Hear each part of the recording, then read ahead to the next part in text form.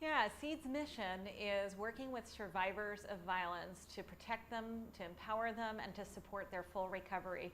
And we do that through 4 different program streams.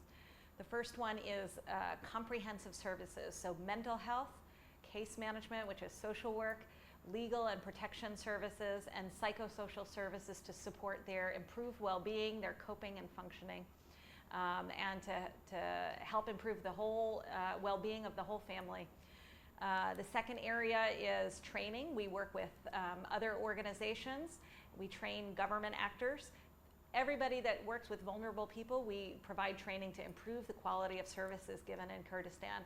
We do policy and advocacy. We fight for better rights and legal protections, better procedures, better policies by government. And in the fourth area, we combat human trafficking. So we provide the services, we do advocacy, the same as the other areas, but we also have a shelter for protection of victims. And we have a partnership with the KRG to help strengthen implementation of the law.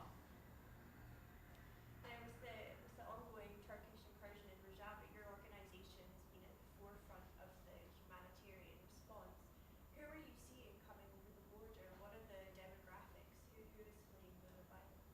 Right now, a very small percentage of the displaced in Rojava are actually coming into Kurdistan. We know that over 200,000 people are currently displaced in Rojava, and these are all minorities of Syria. So Kurds, Christians, Yazidis, small numbers of other minorities. And so to date, since October, since this latest incursion,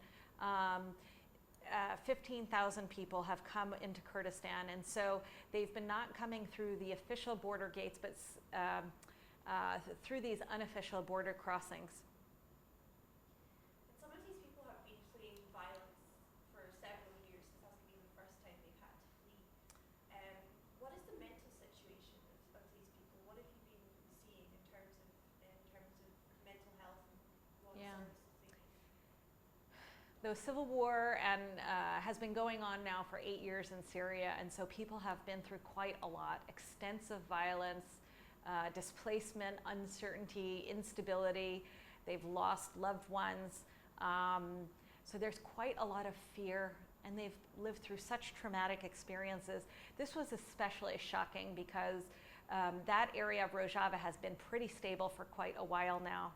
And with the last liberation efforts against ISIS, it was pretty stable.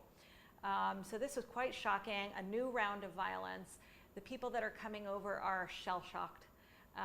The children are traumatized. Every plane that goes overhead, they think they're going to get bombed. There's quite a number of severe medical needs. There's quite a number of mental health needs and basic needs, emergency food, protection, shelter. So all of the issues that we've faced with new arrivals from Iraq and Syria all these last years are present with this new tragedy.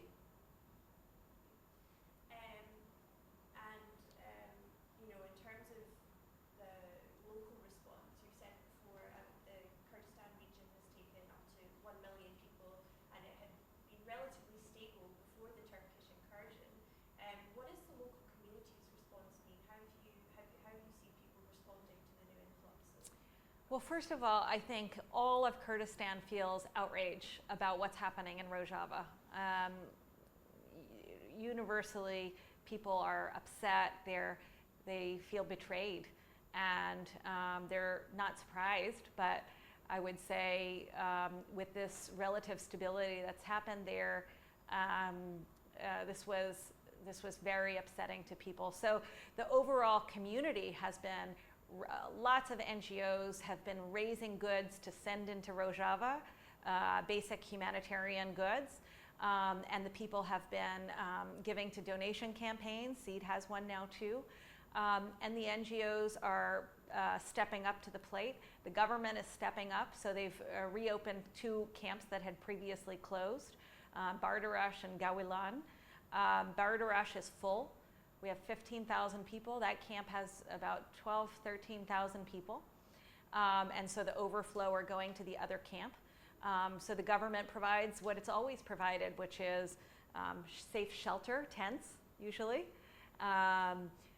basic food, emergency medical, water, electricity, protection, safety.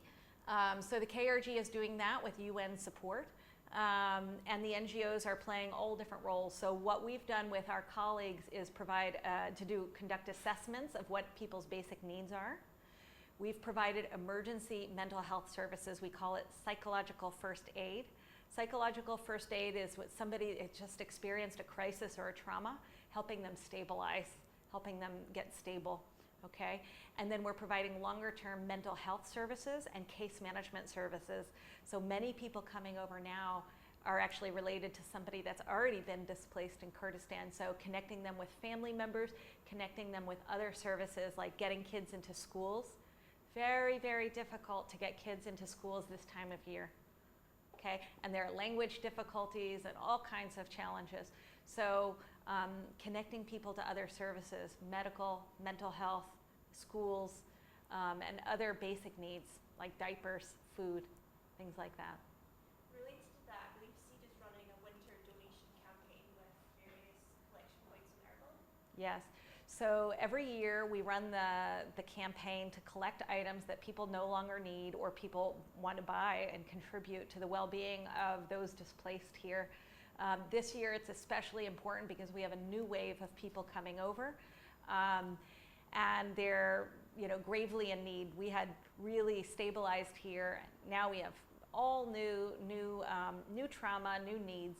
So we have collection partners, Babylon Radio, Fig Club, Fingerprints. We have 3 schools now participating. My kids' school, the French school, Chouefat, and Cambridge. They will all be participating in our winter donation campaign. And how do you think the international community should help these new refugees coming over to Syria? Well, unfortunately, donors are very fatigued with the refugee crisis from Syria. It's 8 years now, and millions of people have been displaced by this war.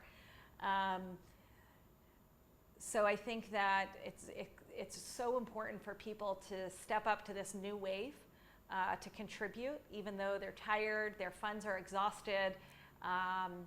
It's incredibly important to stabilize and provide emergency protection needs for this population while we see what's going to happen in Rojava.